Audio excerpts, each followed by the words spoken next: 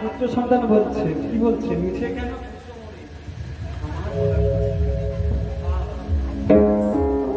আজ কি বলছে?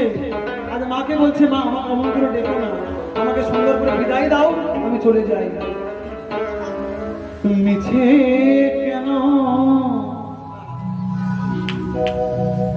বুঝো মোরে, মাগো আমার বলা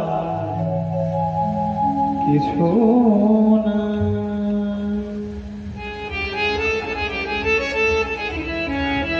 মিছে কেন বুঝো মোরে, আমার বলা কিছু